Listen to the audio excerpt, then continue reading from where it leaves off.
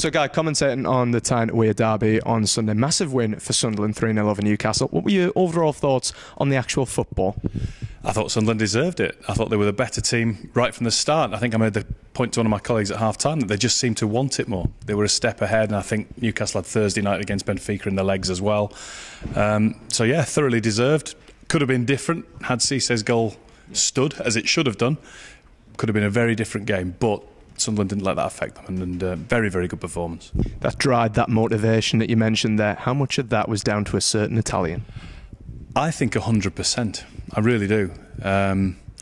We know the controversy surrounding his appointment from a pure football point of view. I think it's a gamble that might just be crazy enough to work, because in the short term at least, and that's all that matters this season for Sunderland, is you can see the lift it's given to the players. You could just see the reaction at the end. I know they've won a derby, so there's a bit more reaction than it would be for a run-of-the-mill league game, but you could see what they were like. They still had energy to celebrate, to hug him, to go to him, and every single player did. And his man management skills, I mean, it'll upset a lot of people, I'm sure, along the way, but instantly what I was taken with was he didn't just pat every player on the back, he got everyone close and had specific words in each individual's ear, tailored to them. And yeah, he's got it at the moment. There'll be rocky times ahead, I'm sure, but I think he'll keep Sunderland up. He's a controversial character, as you've mentioned, but the facts stayed. He did a fantastic job at Swindon. We mentioned short term. What's he going to be like as a long-term fix for Sunderland? Who knows, because he's unproven. Swindon, League 2, great job. League 1 was doing a great job with a lot of things happening in the background. I'm still not clear on the entire reason why he walked out on them. But that's the sort of character he is. Something upsets him, off he goes. Short term enough to keep them up. Long term, we just don't know. He's never managed at this level. He keeps saying, I'm a good manager, I'm a good manager. Well, the last one to do that and say he was the special one ended up that he was one. Yeah. I'm not putting him in the Mourinho category, by the way.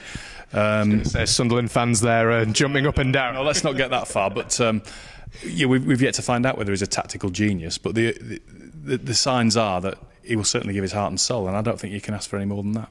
The thing that struck me about the derby on Sunday was that tactical outmanoeuvring of Newcastle. Suckered them in, hit the goal before the first half whistle went, then two more obviously after the break. Do you think that's going to be a mainstay of Di Canio's reign at Sunderland? I'm not even sure if it's tactical. I think it's just pure man management and getting every player up, knowing their job and giving it absolutely every ounce. The one thing he wanted to point out in the post-match interview after the game was the fact that no player had left anything out there. It's the old Sporting line, isn't it, that you've got to leave everything on the field, and they did. Danny Graham was a case in point. He didn't have a chance to score himself.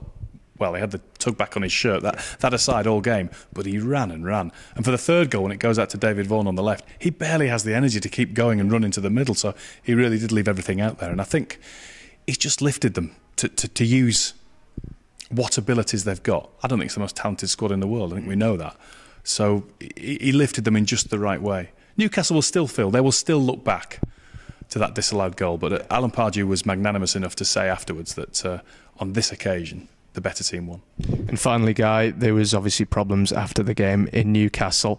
How much should that take away from what was still a magnificent result for Sunderland? It shouldn't, because it bears no relation whatsoever to the football match. It's idiots who probably have had too much to drink and not thought about things enough, and probably don't think about things in generally enough. So no, I stick to the football side of things, and football-wise, it takes nothing away from Sunderland's achievements at Newcastle. I'm looking forward to the next derby next season, because I tell you what, it'll be close. There'll be none of that happening again.